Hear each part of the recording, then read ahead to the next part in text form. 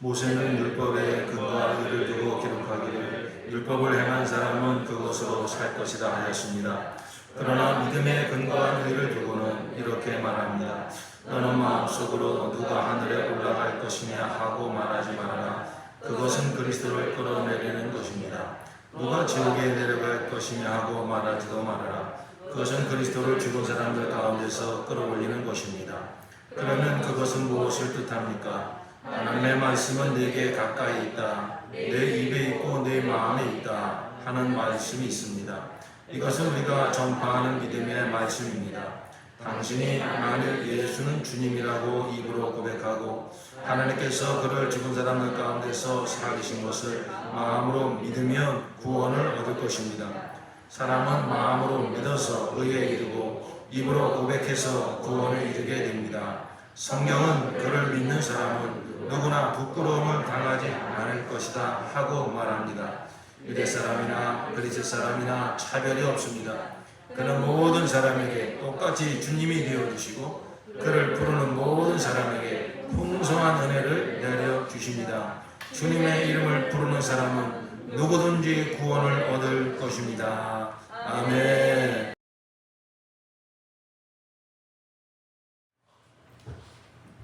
우리 하나님은 사랑이십니다. 하나님 사랑은 독생자를 내어주신 사랑이십니다. 독생자를 내어주사 우리를 대신하여 하나님의 공의를 다 이루게 하시고 우리의 죄값을 대신 짊어지시고 십자가에 대성물이 되사 우리의 모든 죄를 다 담당케 하시고 그리고 우리를 의롭다 하시기 위하여 3일 만에 죽은 자 가운데서 그를 부활시키시고 이제 하늘 지성소에 들어가 우리를 위하여 흘리신 그 영원한 속죄의 피를 하늘 지성소에 뿌리시고 하늘 보좌 우편에 앉히셨습니다. 그리고 약속하신 성령을 우리에게 보내주시어서 참으로 죄악으로 가득한 우리의 심령에 귀가 먹고 목이 곱고 교만한 우리들 가운데 그 십자가의 사랑, 십자가의 복음이 찾아와 바로 우리를 구원하신 유일한 복음 예수 그리스도의 십자가의 복음을 듣게 하셨습니다. 그 어느 순간 성령의 그러한 감동하심에서 그 복음 앞에 내가 죄인임을 고백하게 하시고 예수를 구주로 영접하여 예수께서 취하신 그 영원한 의가 믿음으로 우리의 의가 되게 하셨습니다. 이것이 바로 하나님의 사랑입니다. 이것이 하나님의 구원인 것입니다. 우리가 이 세상을 살 동안에 정말 가장 중요한 것이 무엇일까요? 그것은 바로 하나님 앞에 서는 것입니다. 오늘 이 시간에 내 영혼이 하나님 앞에 담대하게 나갈 수 없다면 이것보다 더 무서운 것은 없습니다. 더 저주스러운 것은 없습니다. 이 땅에 살 동안에는 이걸 잘 모릅니다.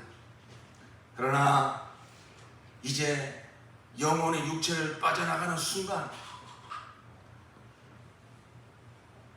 그 순간은 그 영혼이 감각합니다. 그 순간은 영혼이 하나님 앞에 가야 되는 시간입니다. 참으로 그 시간에 평안하게 아버지여 내 영혼을 받아 주시옵소서. 천사에 받들려 그 영혼이 하늘나라 들어가는 자가 있는가 하면 그 순간에 그 영혼이 영의 세계를 감각하면서 하나님 앞에 나갈 수 없는 그러한 두려움과 그러한 무서움을 가지고 어찌할 바 모르고 두려워 벌벌 떨다가 그 사탄에게 끌려 음으로 떨어지는 영혼이 있습니다. 그러므로 중요한 것은 오늘 내 영혼이 하나님 앞에 담대하게 나갈 수 있는가? 우리가 이렇게 예배당에 와 있다 하여 하나님 앞에 우리가 담대하게 서 있다고 생각해서는 안 됩니다. 정말 내 영혼이 하나님을 감각하고 있는가? 하나님 앞에 오늘 나는 담대하게 서 있는가? 로마서 5장에 말씀하고 있습니다. 그러므로 우리가 믿음으로 의롭다함을 얻었은즉 우리가 하나님과 더불어 화평함을 누리자. 나는 지금 하나님과 화평하고 있는가? 더 나아가 우리가 믿음으로 이 은혜에 서 있는즉 그 영광을 바라고 즐거워하는가? 하나님과 화평한 정도가 아니라 하나님의 영광을 바라고 즐거워하고 있는가? 더 나아가 뭐라고 말씀합니까? 또 이로 말미암아 우리가 환난 중에도 즐거워하나니 하나님을 정말 누리고 있는 사람은, 하나님과 화평한 관계 속에 있는 사람은 이 세상에서 어떠한 환난을 만나도 어떠한 고난을 만나도 즐거워할 수 있는 능력이 있습니다. 이것이 바로 내가 하나님과 화평하고 있다는 증거입니다.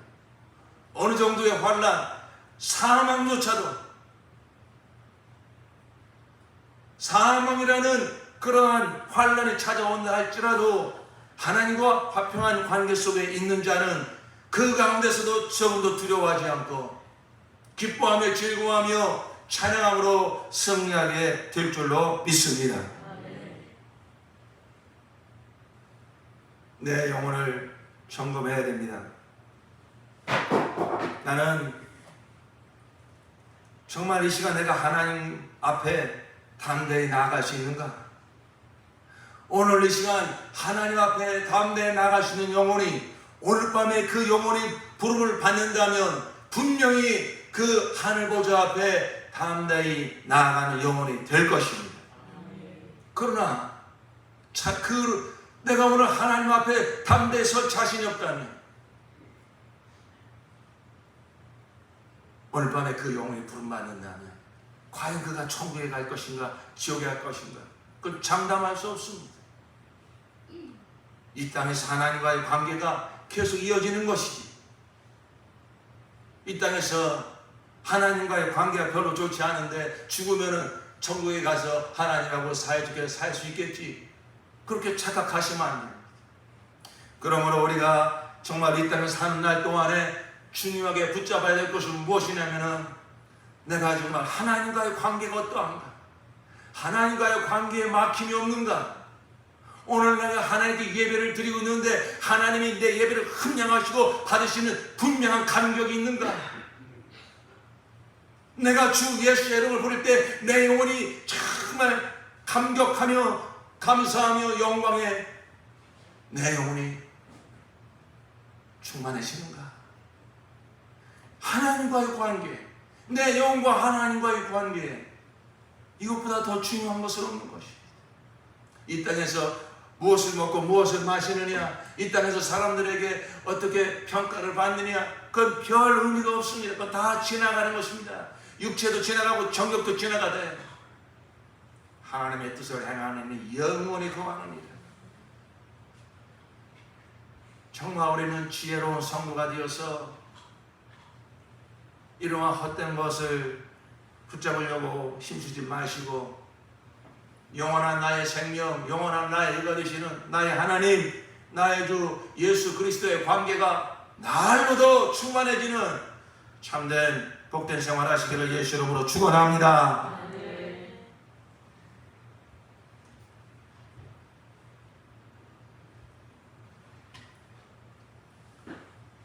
그러면 누가 하나님 앞에 담대하게 나아갈 수 있는가? 누가 하나님과 화평한 관계를 누릴 수가 있는가? 오늘 밤에 죽어도 담대하게 하나님 앞에 나아갈 수 있는 영혼은 누구인가?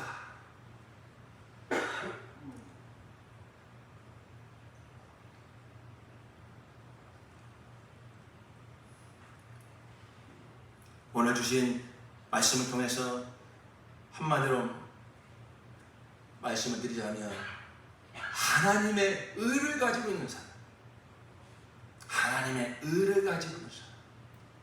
그가 이 땅에서도 하나님과 화평한 관계를 누리고 하나님의 영광을 바라고 즐거워하며 어떤 환난 중에도 즐거워할 수 있는 능력을 가진 자고 그 하나님의 의를 가지고 있는 자가 언제 죽는다 할지라도 전혀 죽음을 두려워하지 않고 할렐루야 찬송 부르며 천국에 들어갈 수 있는 영혼인 것입니다.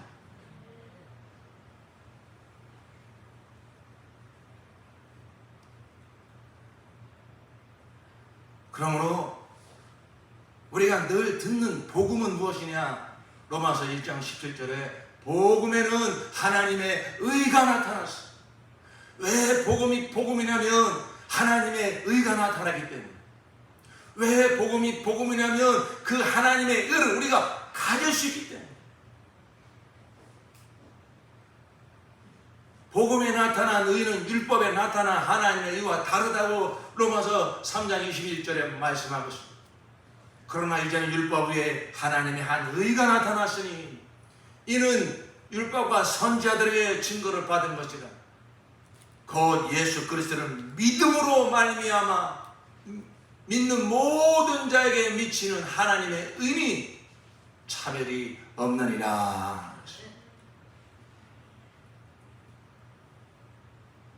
하나님은 거룩하신 분입니다. 하나님은 공의로우신 분입니다. 하나님은 사랑이시지만 하나님은 거룩하신 분입니다. 그러므로 하나님이 사랑이시니까 그저 우리가 죄를 지고 우리가 그저 하나님 모르고 내 맘대로 살아도 때가 되면 다 불러주시겠지, 때가 되면 다 나를 만나 주시겠지 라고 착각하시면 안 됩니다. 하나님은 거룩하신 분이기 때문에 그 거룩함을 만족시킬 수 있는 의가 있어야 되는 것입니다. 하나님의 그 공의를 만족시킬 수 있는 의가 있어야 되는 것입니다.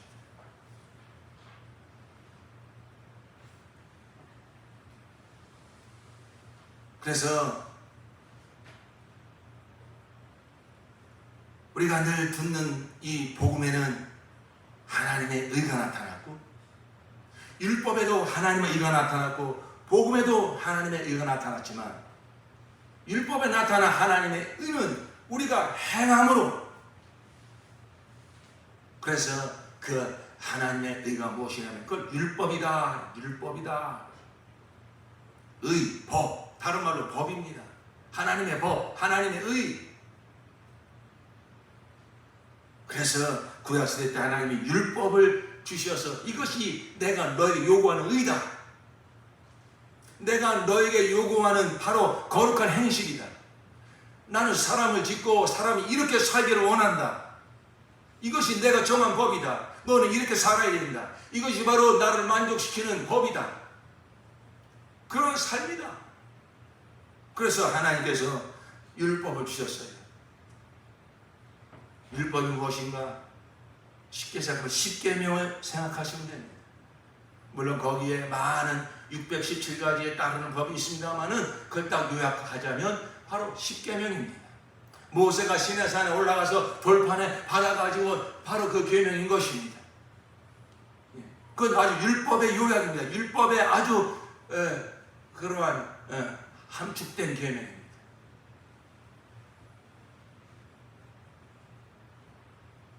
그래서 그 율법을 주시면서 하나님께서 나를 만나려면 너희가 내 백성이 되려면 나와 관계를 맺으려면 이 율법을 지켜야 된다. 그러니까 율법에 나타난 하나님의 일을 내 의로 가지려면 우리는 그 율법을 지켜야 되는 것입니다.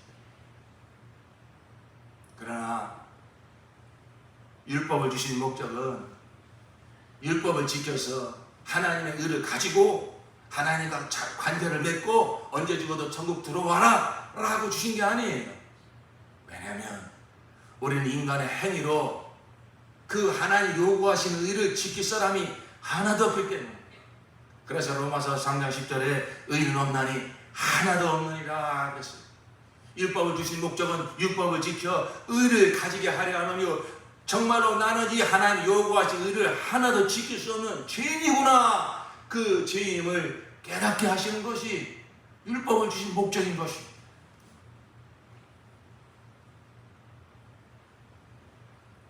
그러나 복음에 나타난 의는 율법에 나타난 의와 달라서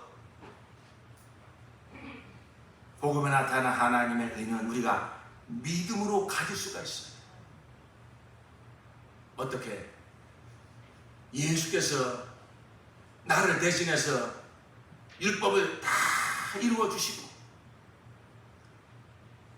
하나님께서 예수께서 이루신 그 의를 다 만족해 하셨고 그리고 그 예수의 복음을 누구든지 그 예수를 믿으면 예수가 이루신 의가 내 의가 된다고 하는 이 복음을 이 땅에 성령으로 말미암아 전파하게 하심으로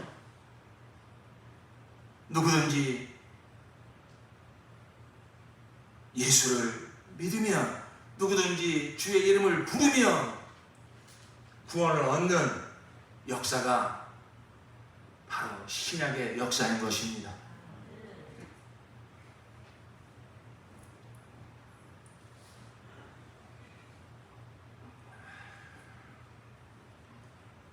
자, 오늘의 메시지가 얼마나 중요한 메시지냐면 한 이 세계사를 바꾸어 놓은 바로 메시지예요. 그 16세기에 마틴 루터라고 하는 사람이 이 로마서 말씀을 읽다가 우리가 어떻게 하면 의로워지는가, 하나님이 요구하시는 의를 어떻게 하면 가질 수 있는가, 그래서 어떻게 하면 내가 하나님 앞에 나아갈 수 있는가 고민하던 수도사였습니다. 그래서 마틴 루터도 정말 이 복음을 알지 못하기 때문에 그동안 모든 영혼들을 속이고 누르는 이 율법에 사로잡혀서 더 하나님의 요구하시는 법을 더 열심히 잘 지켜봐야지, 더 선행을 해야지, 더 고행을 해야지, 그러면서 그가 아무리 이 율법을 열심히 지켜보려고 하지만 되지가 않습니다. 점점 더 괴롭습니다. 자신이 없습니다. 누가 보더라도 정말 열심히 하나님을 섬기고 하나님의 법을 잘 준수하는 사람이지만 그 영혼은 속일 수가 없어요. 하나님 앞에 오늘 내가 선다고 생각하면 두렵습니다. 오늘 내 영혼은 하나님 부르신다고 천국에 갈 자신이 없습니다. 제가 우리 성도님들과 예수 영접 모임을 가지고 또 때로는 기회가 돼서 성도님, 형제님, 자매님, 오늘 밤에 언젠간 분명히 일어날 일이니까 기분 나빠하지 말고 좀 대답을 해보세요. 하나님께서 당신의 영혼을 부르신다면 천국 갈 것 같습니까? 지옥 갈 것 같습니까? 제가 물어봅니다. 여러분 한번 속으로 대답해 보세요. 분명히 내게 닥칠 일이 아닙니까? 오늘 밤에, 그날이 오늘이라면 오늘 밤에 내 영혼을 하나님이 부르신다면 여러분 천국 갈 것 같습니까? 지옥 갈 것 같습니까?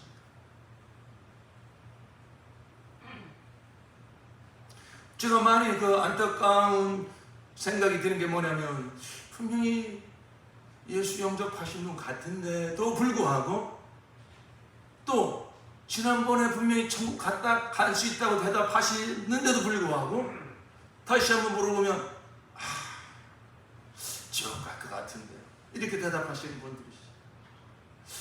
지옥은 모르지만 천국 갈 자신은 없는데 이렇게 대답하시는 분들이 있어요. 왜 그럴까요? 내가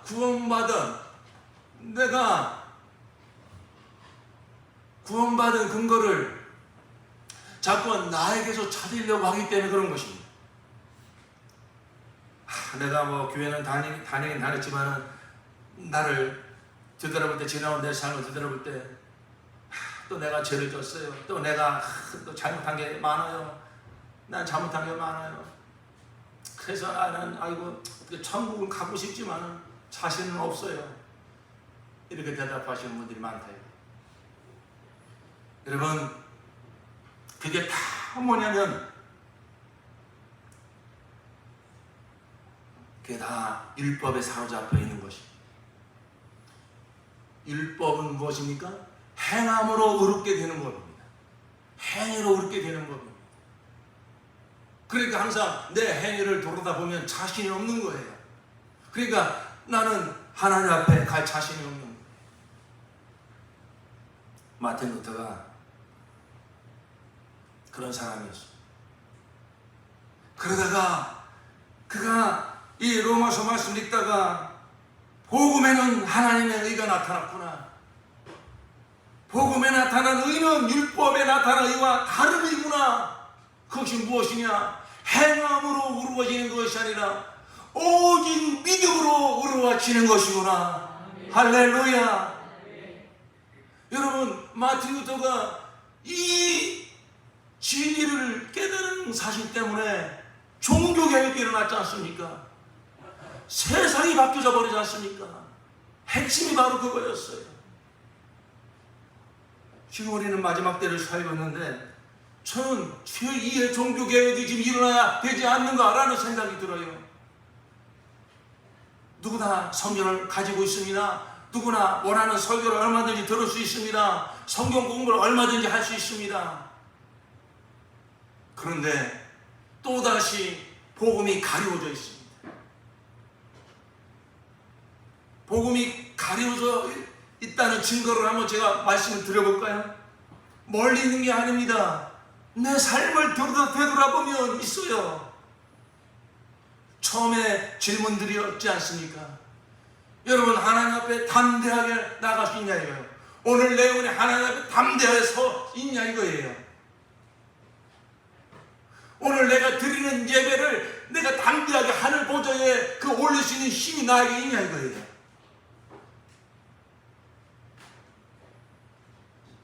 누가 물어보더라도 너 오늘 밤에 죽으면 천국 가시냐고 누가 뭐 물어보더라도 담대하게 자신있게 아멘, 나 오늘 밤에 죽어도 확실히 천국 갑니다, 대답할 수 있는 확신이 있냐 이거예요.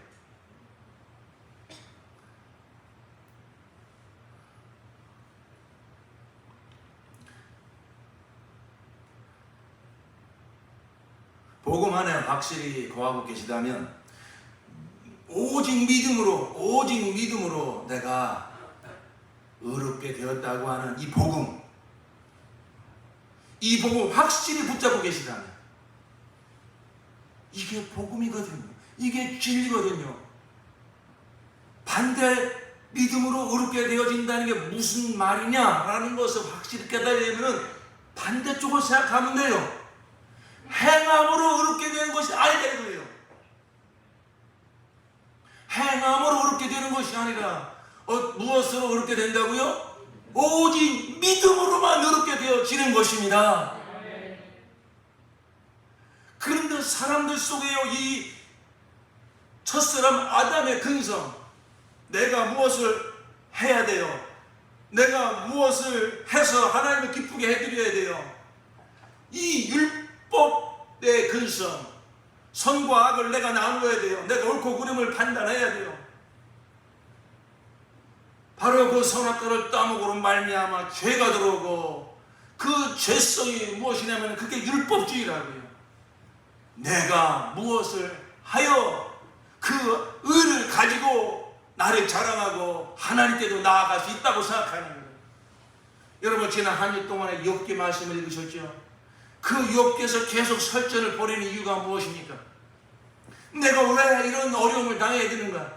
내가 왜 이런 정말로 소리를 들어야 되는가? 그 원인을 아무리 내게서 찾아보려고 해도 찾을 수가 없다. 자기를 끊임없이 변명하잖아요. 무슨 법칙입니까? 인과 응보의 법칙. 분명히 원인이 있으면 결과가 있는 것인데 나에게 왜 이런 결과가 오는가? 아무리 원인을 내게서 찾아보려고 해도 찾을 수가 없구나. 그 얘기 아닙니까? 그러다가 결국 이제 마지막에 가서는 정말 내 이 생각을 가지고 나의 인과 응보의 법칙을 가지고 뭔가 이 하나님의 이 크신 섭리를 가늠하려고 한 자체가 교만한 것입니다. 하나님 앞에 이제 무릎 꿇게 되죠.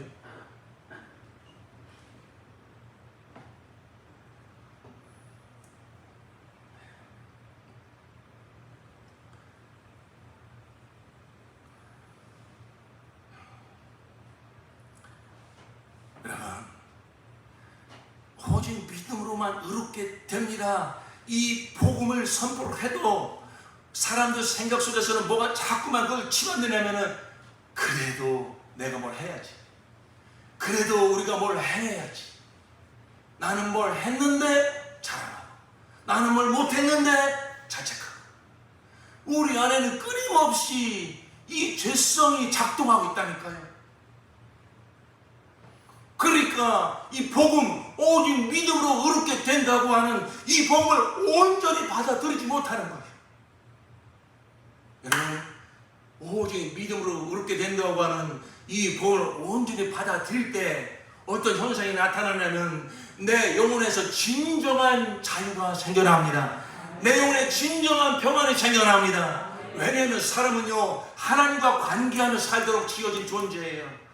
아무리 세상 모든 걸 다 누린다 할지라도요 영은 느끼거든요. 하나님과의 관계 자신이 없어.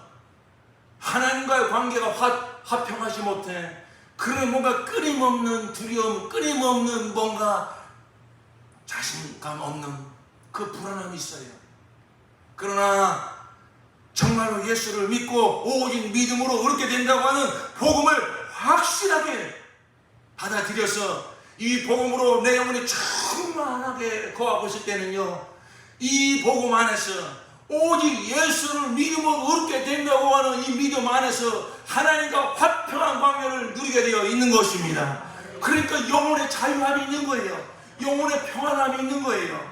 그러니까 모든 삶에 정말로 우리가 승리할 수 있고 평안할 수 있고 사랑할 수 있는 것입니다. 여러분, 이 복음이 또 가려져 있다니까요. 양극단으로 치우치고 있습니다.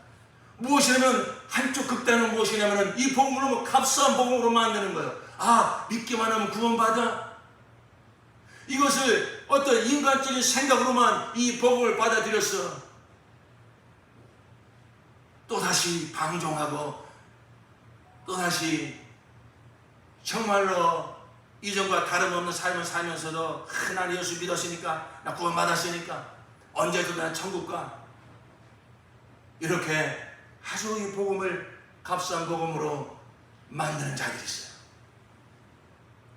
그들은 정말로 이 믿음으로 의롭게 되어진다고 하는 이 복음에 충만한 내용을 성경으로 기름 부음 받지 못하고 너무 피상적으로, 너무 표피적으로, 너무나 지식적으로 이 복음을 알고 있기 때문에 그런 거예요. 정말로 다만 믿음으로 내가 의롭게 되게 하시려고 이루신 하나님의 위대하신 구원이 무엇인지 알게 될 때에 우리는 정말 이 믿음으로 의롭게 되어진 이 복음을 붙들고 매일마다 주님을 기뻐하고 감사하고 찬양하고 그리고 다만 믿음으로 나를 의롭게 하신 그 하나님께 영광 돌리며 살고 싶어서 억지로가 아니라 정말로 마음에서부터 우러나는 마음으로 하나님의 계명을 사모하고 하나님의 계명을 순종하게 되어 있는 것입니다. 한쪽 극단은 무엇이냐면은 믿음으로만 의롭게 된다고 하는 것이 너무 이것이 마음에 안 들고 그러니까 또다시 거기다가 율법을 가미하여서 뭘 해야 된다 그래가지고 내 여신과 내 행위를 자꾸만 거기에 추가시키는 것입니다. 그렇기 때문에 참된 평안을 누리지 못하고 있어요. 오늘날 그리스도인들조차도 이 복음 안에 거하고 있지 못하기 때문에 오직 믿음으로만 의롭게 되어진다고 하는 이 복음을 온전히 깨닫고 이 복음 안에 거하지 못하고 있기 때문에 나타나는 현상이 무엇이냐면 첫 하나는 평안이 없습니다. 또 하나는 뭐가 없느냐? 성숙함이 없습니다. 정말로 이 복음 안에 온전히 거하는 자는요 참된 평안이 있어요.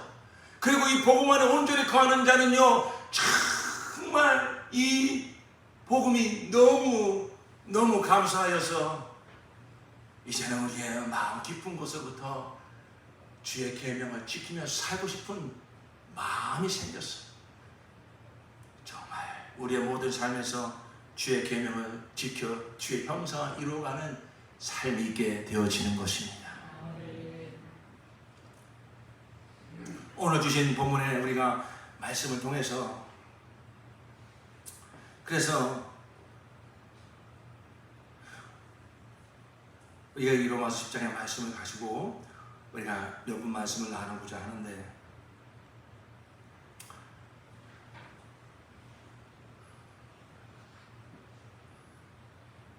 정말 우리가 이 마지막 때를 살고 세상에 별의별 일이 다 생기고 아주 좀 험난한 우리가 이 세상을 좀 살고 있지 않습니까? 이럴 때 정말 중요한 것은 다시 복음으로 돌아가는 것입니다. 다시 진리를 붙잡는 것입니다. 이것만이 우리가 세상을 이길 수 있는 능력입니다.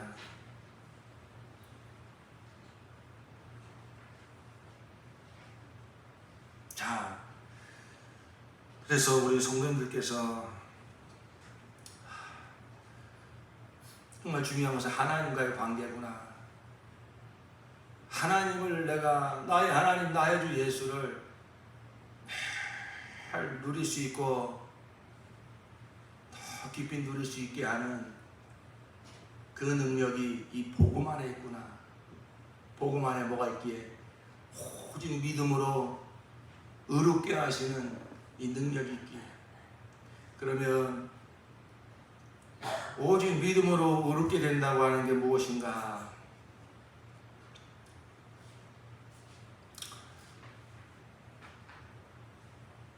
5절 말씀을 봅니다.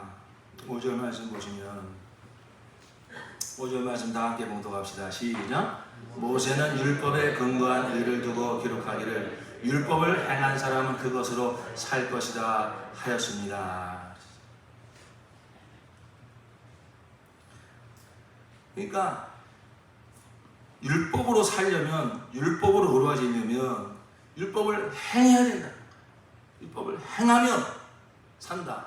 그런데 이 예수님 당시에 이 유대인들 바리새인들의 착각이 무엇이냐면, 자기들은 사도 바울도 그랬어요. 나는 율법을 다 행하고 있다고 착각하고 있었어요. 왜 그런 착각을 했냐면 알고 있는 것을 행한다고 생각한 거예요. 율법을 가지고 있는 것을 마치 그것을 행한다고 생각한 거예요. 그래서 우리는 하나님께서 우리에게 율법을 주셨어. 저 이방인들은 율법도 없는 민족이야. 그냥 율법을 가지고 있고 율법을 알고 있는 것을 의롭다고 생각했다고요. 그러니까 여러분, 사람이 똑똑한 것 같아도요, 정말 영적으로 이렇게 막히면 너무너무 어리석어져요. 아니, 하나님께서 처음에 율법을 주실 때 율법을 가지고만 있어도 의롭다 이렇게 주셨습니까? 율법을 너희들이 잘 공부하고 지식으로만 잘 가지고 있으면 그 의롭게 되어지는 것이다, 하나님이 율법을 줄 때 그렇게 주셨습니까? 아니잖아요. 너무 명명백백하게 율법을 행하라. 율법을 행하면 너희가 내 백성이 된다. 너희 하나님이 된다. 분명 율법을 행하라고 주신 법이라고요. 그런데 그들이 자기 생각 속에 하나님의 그 법을 변개시켜 버렸어요.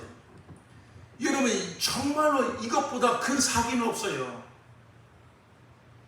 여러분, 육체가 이 세상에서 사업을 하다가 사기를 만나면 몇 년 그저 후유증이 있을 뿐입니다.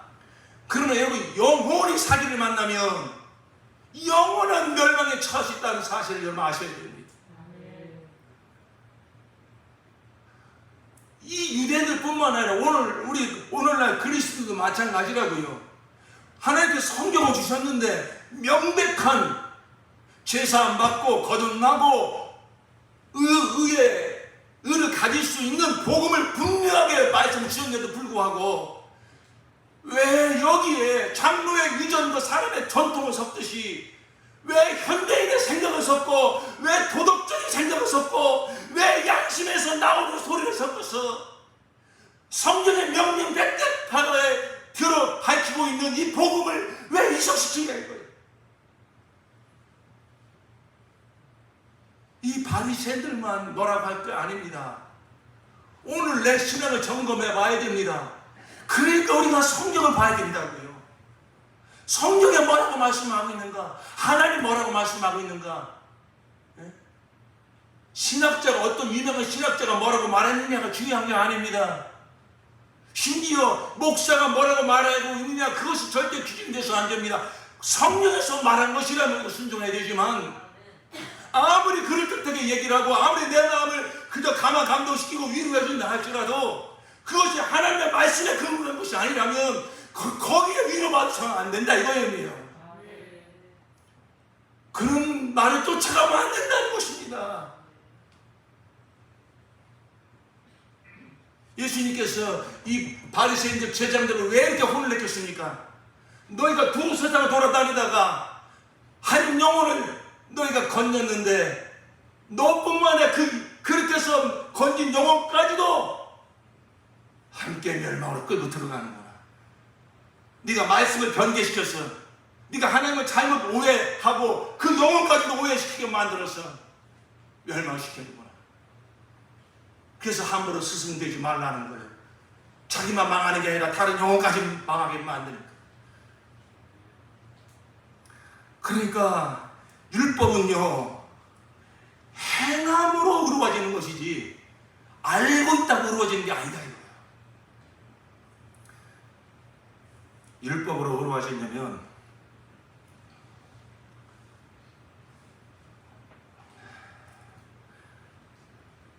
율법을 다 지켜야 됩니다.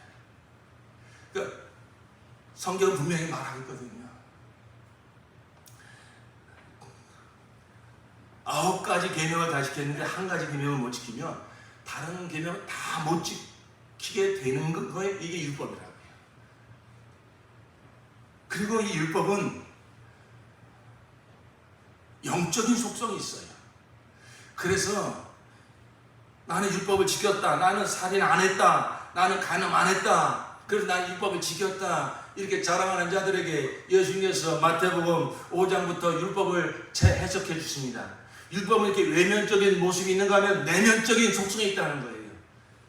옛 계명에는 살인하지 말라, 너희가 그걸 지켰다고 하지만은 내가 그 율법을 제대로 내가 해석해 줄게. 너희가 마음에서 형제를 미워했으면 너는 살인한 거야. 너 간음하지 않았다고 자랑하는데 율법을 지켰다고 말하는데 내가 율법을 제대로 해석해 줄게. 여인을 보고 음욕을 품었으면 그게 바로 간음죄야. 이게 율법이라고요.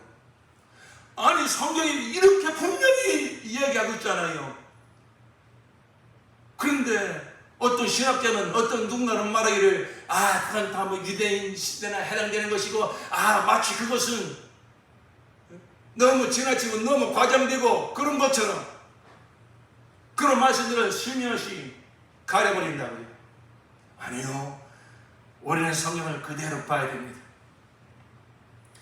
그래서 율법은 행함으로 이루어지는 것인데, 율법이 무엇이냐, 우리가 다른 건 다 몰라도 이게 핵심이 10계명이구나. 그 율법은 율법으로 이루어지려면 100% 다 지켜야 되는구나.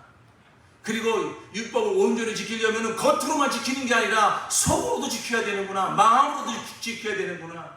그래서 예수님께서 율법을 그냥 딱 한 문장으로 뭐라고 요약해서 말씀해 주십니까? 마음을 다하고 목숨을 다하고 뜻을 다하고 성품을 다하여 주 너희 하나님을 사랑하라. 이것이 1계명부터 4계명까지 주신 그러한 마음 가지고 그런 계명 지키라는 거예요.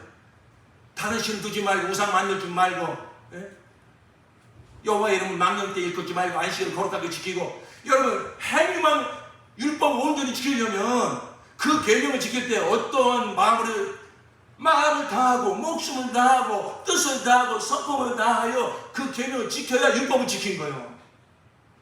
그러니까 예수님께서 그 율법을 다 지켰다고 하는 바리새인들에 대해서 뭐라고 정말로 그걸 나무라십니까? 회칠한 무덤 같은 자들아, 너희가 겉으로는 율법을 다 지킨다고 하지만 내 속을 뜯어보니까 하나님을 믿는 믿음도 없고 사랑하는 것도 없고 욕심만 가득하고 음심만 가득하고 탐심만 가득하는구나. 하나님을 모독하는 자. 둘째는 이와 같더니 내 이웃을 내 몸처럼 사랑하라.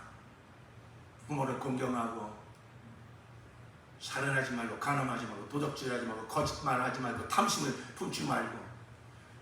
바로 그것은 우리가 부모와 이웃을 관계할 때 정말 내 몸처럼 그 사랑하는 마음으로 그 계명을 지키라는 것입니다. 이러한 율법 앞에 나 그 율법 다 온전히 지켰습니다 라는 사람 있으면 손 들어보세요. 누가 내가 그 율법을 다 지켰다고 손 들고 나오겠냐 이거예요.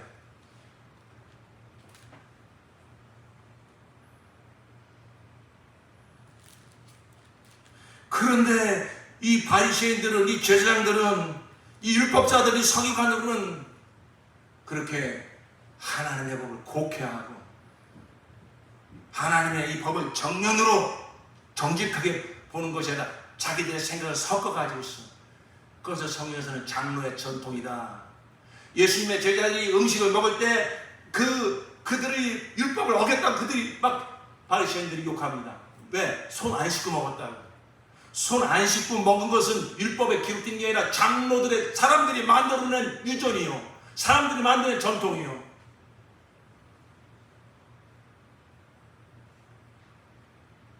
여러분, 우리는 나중에 다 하나님의 심판대 앞에 섭니다. 그때 하나님께서 하나님의 법으로, 하나님의 말씀으로 우리를 심판하실 것입니다. 그렇기 때문에 우리는 항상 우리의 신앙을 점검할 때 정말로 이게 누가 말한 거냐, 누구 말씀이냐, 만인이 옳다 해도 하나님의 말씀이 아니라고 하면 아닌 것입니다. 만인이 틀리다고 뭘 꼭 그렇게까지 해, 뭘 꼭 그렇게까지 믿어라고만 한다 할지라도 하나님의 말씀이 그렇게 하라고 했으면 그것이 바로 옳은 것입니다. 우리의 신앙의 절대 기준을 어떤 이 세상 가치관, 옆에 있는 훌륭한 어떤 장로님의 말씀, 그것이 기준이 되면 안 되고, 어떤 유명한 목사님의 말씀이 기준이 되면 안 되고, 하나님의 말씀, 예수의 말씀, 성경에 기록된 말씀이 기준이 되시기를 축원합니다. 내 영혼에 부도 맞으면 안 돼요. 내 영혼 사기 맞으면 안 돼요.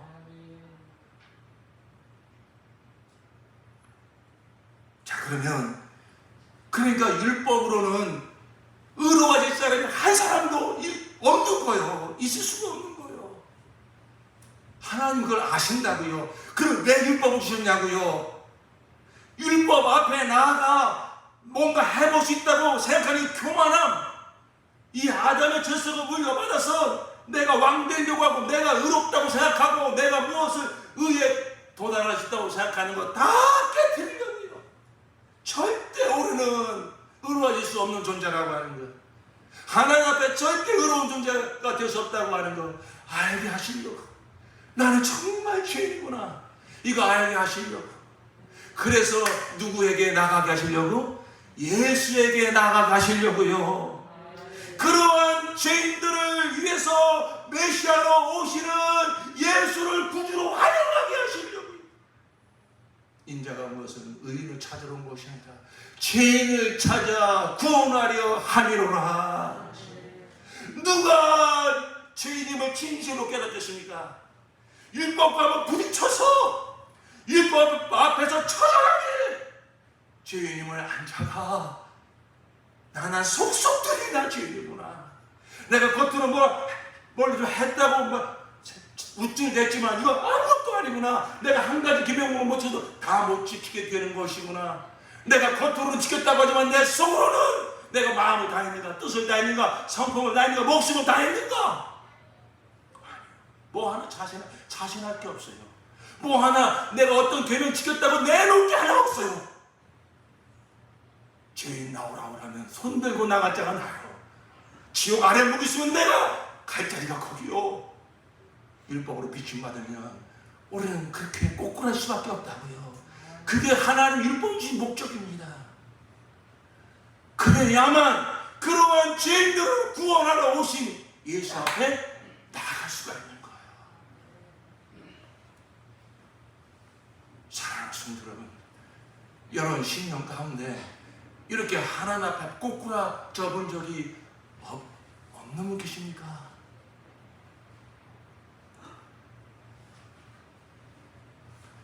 정말 하나님 앞에 겸손한 자세를 갖추시고, 하나님 말씀 앞에 겸비한 자세를 갖추시고, 하나님께서 나보다 나를 더 하나님 만나주기를 원하십니다. 독생대로 주신 것이 그 친구 아니겠습니까? 그렇기 때문에 여러분 날마다 성경을 펼칠 때에 겸손한 자세로 성경을 펼치시고 예배에 오실 때 정말 겸비한 자세를 갖추시고 오시고 하나님의 말씀을 들을 때 오늘 이 말씀이 나를 만나 주시옵소서 갈망하는 마음과 겸손한 여러분 정말로 자세를 놓치지 않으시기를 예수 이름으로 축원합니다. 그런 자가 하나님 만날 수 있는 거예요. 그게 복이죠.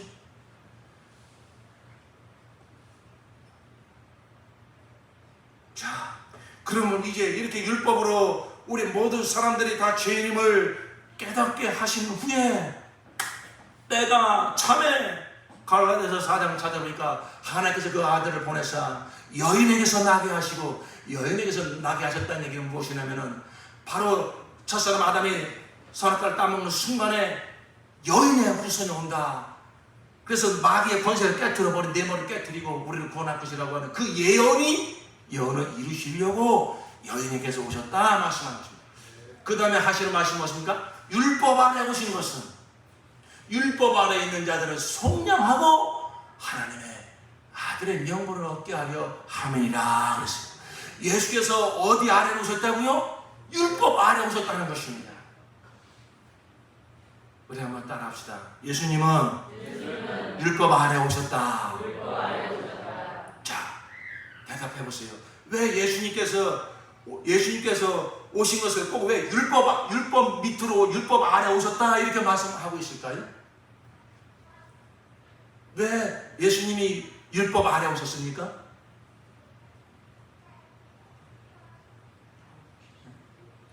너무 쉬운 질문을 드려서 대답 안 하시네?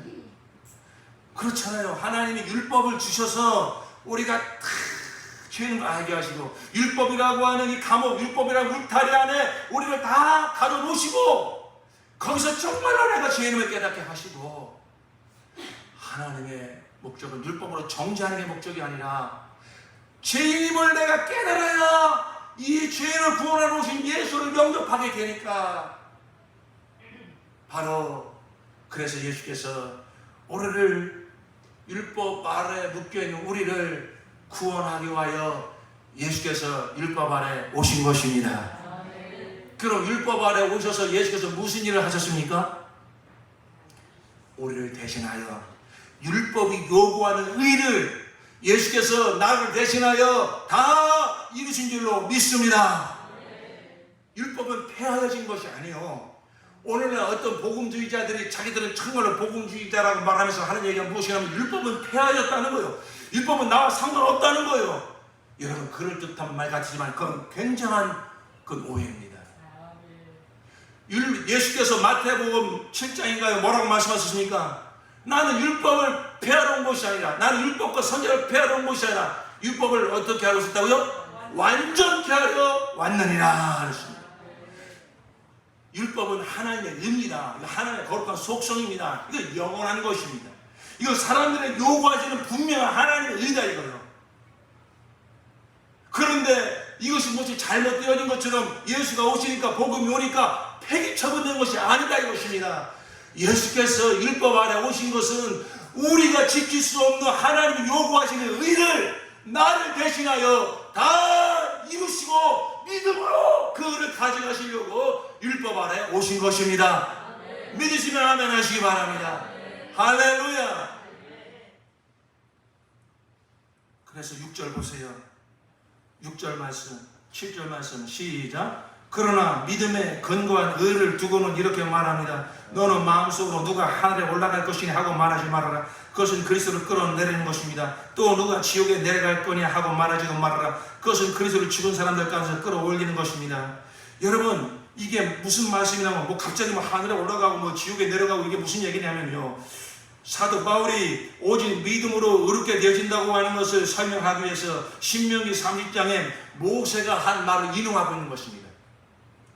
신명기 30장에 11절 이하에 보면은 그 모세가 이제 그 가나안 땅에 들어가는 그 이스라엘 백성을 모아놓고 하는 얘기가 이거예요. 11절 이하에 내가 오늘날 네게 명한 이 명령은 네게 어려운 것도 아니요 먼 것도 아니라 율법 말하는 것입니다. 하늘에 있는 것이 아니니 내가 이르기를 누가 우리를 위하여 하늘에 올라가서 그 명령을 우리에게로 가지고 와서 우리에게 들려 행하게 할 것이 아니요 이것이 바다 밖에 있는 것이 아니니 내가 이르기를 누가 우리를 위하여 바다를 건너가 그 명령을 우리에게로 가지고 와서 우리에게 들려 행하게 할 것도 아니라 오직 그 말씀이 내게 심히 가까워서 내 입에 있으며 내 마음에 있은즉 내가 이를 행할 수 있느니라. 지금 이 말씀을 사도 바울이 인용하고 있는 것입니다. 무슨 얘기냐면은 이스라엘 백성들에게 모세가 말하는 거예요. 아이고 하나님의 법이 뭔지 잘 몰라서 못 지켰는데요. 이렇게 말할 수 없다는 거예요. 나를 하나님의 시내산에 불러서 돌판에 새겨 주고 610일까지의 그 법을 주시고 레위기 민수기 읽어보면 얼마나 구체적으로 하나님의 법을 주셨습니까?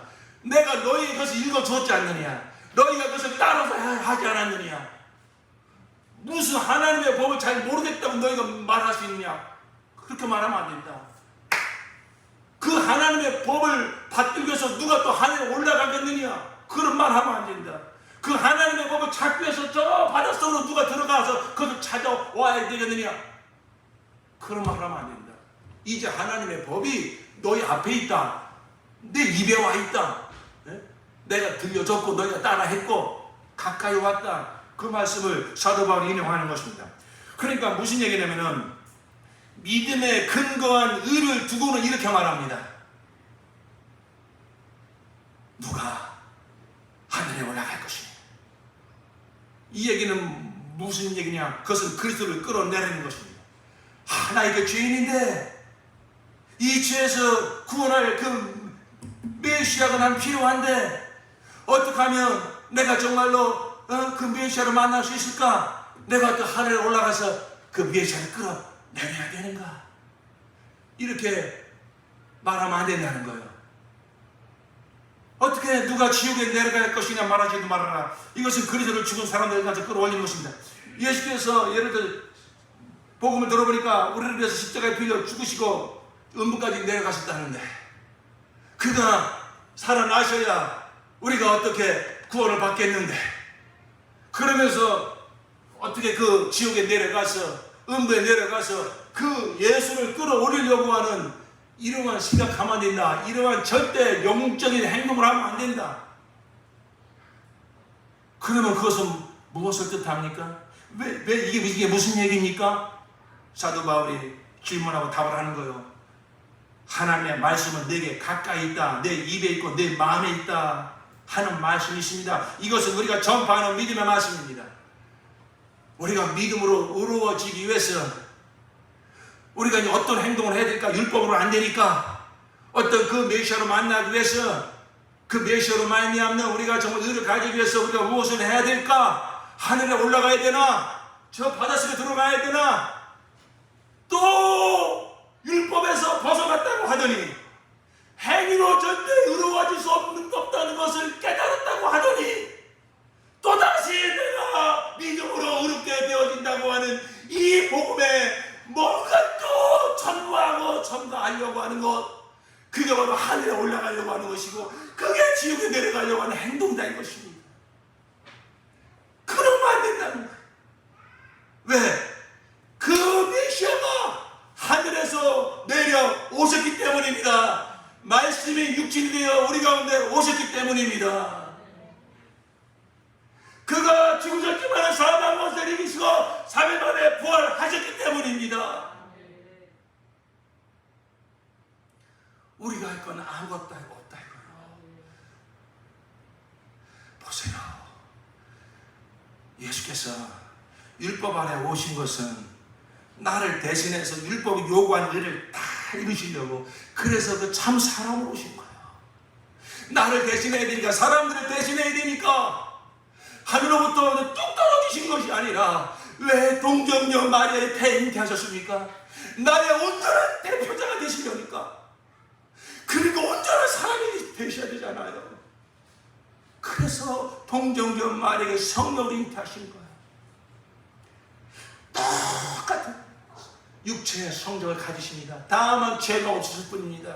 그러니까 성령을 잉태하신 거예요. 그가 공생애를 시작하실 때에 왜 침례 요한에게 나가서 침례를 왜 받습니까? 그것은 죄인들이 받는 침례 아닙니까? 회개케 하는 침례 아닙니까? 그래서 침례원이 깜짝 놀라서 내가 어떻게 당신에게 침례를 베풉니까? 당신이 나한테 침례를 베풀어야 되죠. 그때 예수께서 뭐라고 말씀하시죠? 아니다, 행해라. 그래서 오늘 하나님의 의를 이루자. 하나님의 의가 무엇입니까? 바로 그 우리 사람의 모든 죄를 그 아들에게 전가시켜서 그로 말미암아 율법의 의를 다 이루게 하시고 우리에게는 다 믿음으로 그 의를 가지게 하시는 것, 믿음의 법, 이것이 하나님의 의, 하나님의 구원인 줄로 믿습니다. 그러니까 우리 사람들이 있는 위치에 똑같이 계시는 거예요. 그리고 그는 33년간 사실 때에 율법을 완전하게 지키셨습니다. 율법으로 조금도 그런 흠이 없었습니다. 아무리 수많은 바리새인들이 많은 쫓아다니면서 저도 무언가 흠이 있겠기에 아무리 찾아보여도 찾을 수가 없었습니다. 정말로 예수께서는요, 마음을 다하여 뜻을 다하여 성품을 다하여 목숨을 다하여 하나님을 사랑하셨고, 정말 내 이웃을 내 몸처럼 죄인들의 죄를 자신의 죄처럼 그 몸에 끌어안고 그렇게 불쌍히 여시고 그렇게 사랑하시고 우리를 사랑해 주셨습니다. 그것이 바로 예수께서 율법을 완전하게 지키신 것입니다. 그리고 그는 십자가로 나아가셨습니다. 왜? 율법을 우리가 정죄를 받았기 때문에 나를 정죄한 율법을, 나를 심판하는 죄까지 사망이기 때문에 그 나를 대신해서 율법이 요구하는 의를 이루시려니까 그가 사람이 되어 오셨고 사람과 똑같은 길을 걸어가셨고 그리고 율법을 완전히 100% 지키셨고, 그러나 내게 남은 율법에 요구하는 의가 무엇입니까? 사망이 될 것입니다. 그러니까 그가 나를 대신해서 십자가에서 사망하심으로 말미암아 율법이 내게 요구하는 이 죄값 사망을 대신 치러 주신 것입니다. 할렐루야! 예수의 그 공생활, 예수의 십자가의 죽음이 먼저는 하나님의 의, 율법이 요구하는 의를 100% 만족시키셨습니다. 그 증거가 무엇입니까? 그 확증이 무엇입니까? 3일 만에 부활하신 것입니다. 바로 예수의 부활은 예수의 죽음이 하나님의 의를 100% 만족시켰다고 하는 영원한 확증인 것입니다. 할렐루야! 그리고 그는 이제 승천을 하늘보지 않으셨습니다. 약혼 성령을 보내주셨습니다. 성령이 오시니까 예루살렘으로부터 시작을 해서 이 예수께서 이루신 이 복음, 예수의 십자가와 부활의 복음, 누구든지 이 복음을 듣고 정말로 예수는 하나님의 아들이십니다. 이 복음을 읽고 예수는 정말로 나의 구주이십니다. 예수는 내 죄를 십자가에 빌려 주시고 3일 만에 부활하신 하나님의 아들이십니다. 여러분, 이 복음을 듣고 마음에 믿고 입으로 시인하면 바로 예수께서 이루신 그 의가 다만 믿음으로 나의 의가 되어지는 것입니다. 할렐루야! 이게 복음이다, 이것입니다.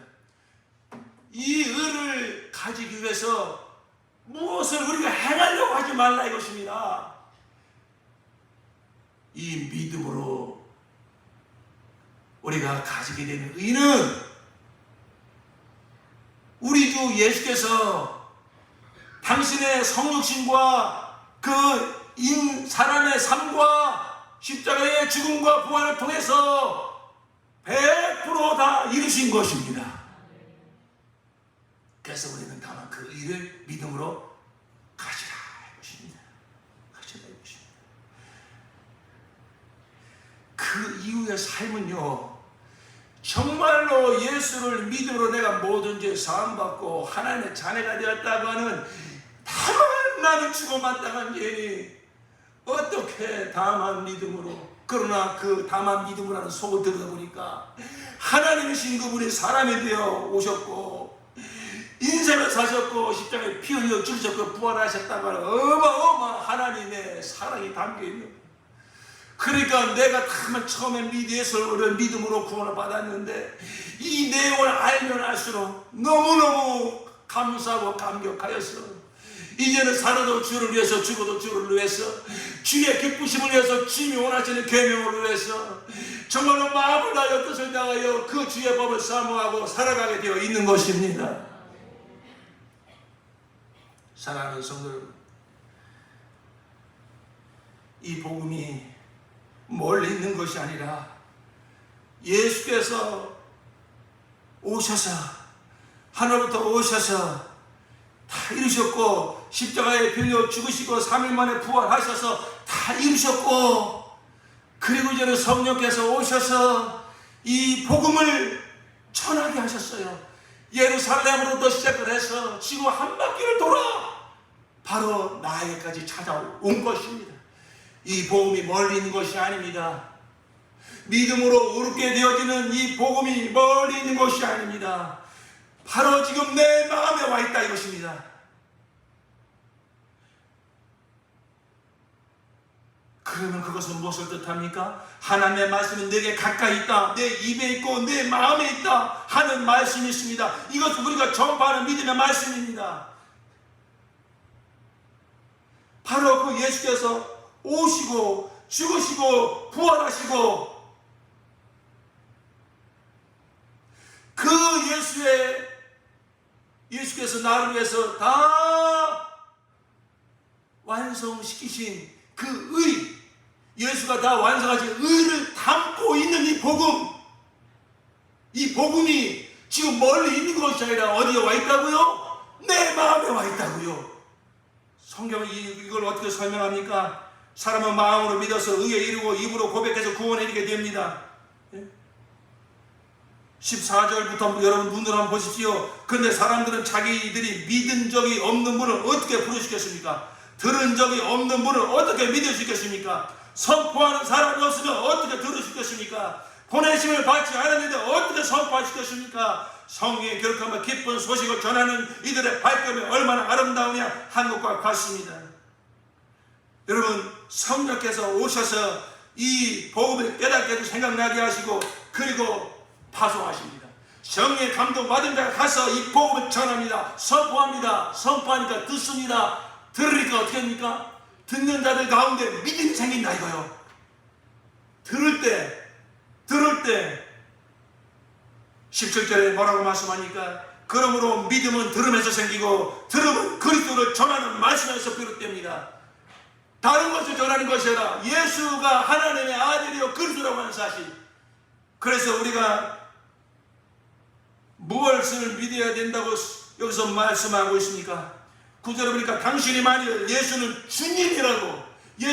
주님이라고 하나님이시라고 동시에 나의 하나님이시라고 입으로 고백하고 하나님께서 그를 죽은 사람들 가운데서 살리신 것을 마음으로 믿으면 예수께서 부활하셨다는 걸 믿는다는 건 무엇입니까? 십자가의 죽음을 존재로 한 것입니다.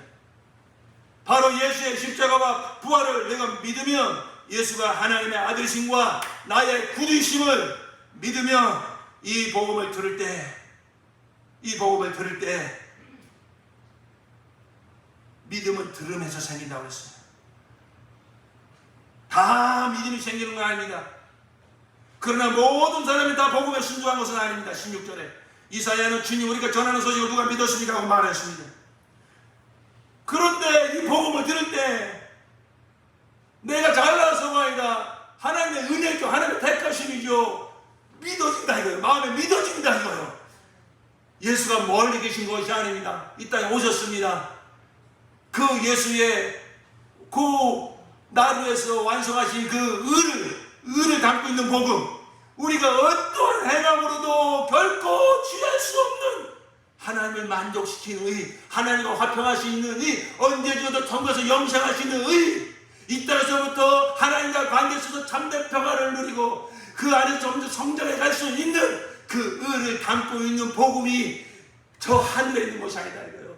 저 땅속에 있는 것이 아니다 이거요. 예수가 다 이루셨고 그 의를 담고 있는 복음이 2000년 전 예루살렘으로 시작된 성령으로 말미암아 지구 한 바퀴를 돌아서 나에게까지 다가온 것입니다. 내 마음의 복음이 들려진 것입니다. 믿어진다 이거요. 이 믿어지는 이 복음이 내 입에까지 올라온다 이것입니다. 그럴 때 우리가 뭐라고 선포하면 되겠습니까? 아멘! 예수는 하나님이십니다. 아멘! 예수는 나의 구주이십니다. 예수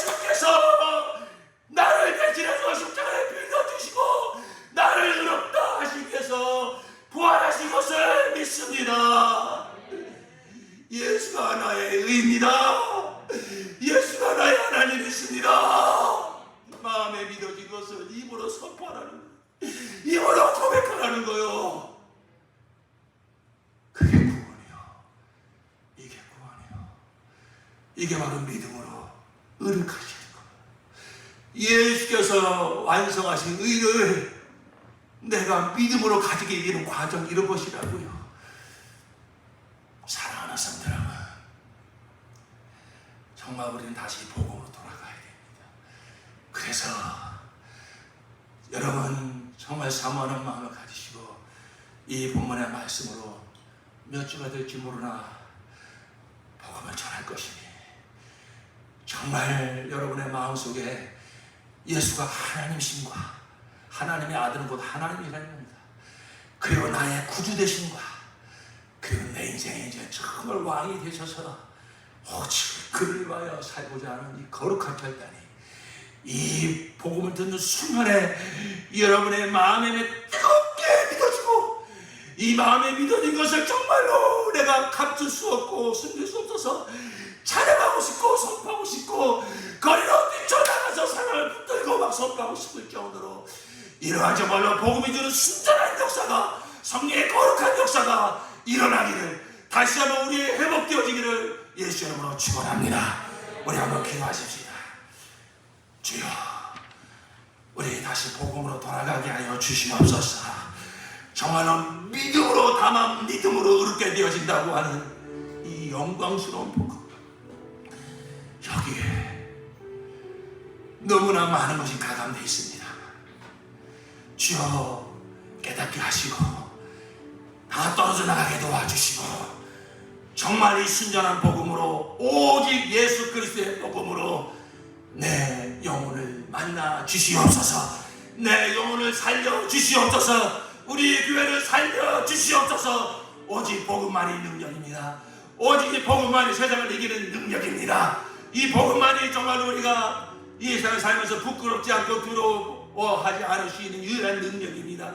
이 복음만이 언제 죽음이 나를 찾아온다 할 때도 조금도 두려워하지 않고 할렐루야, 천국 문 열어져 들어갈 수 있는 유일한 능력입니다.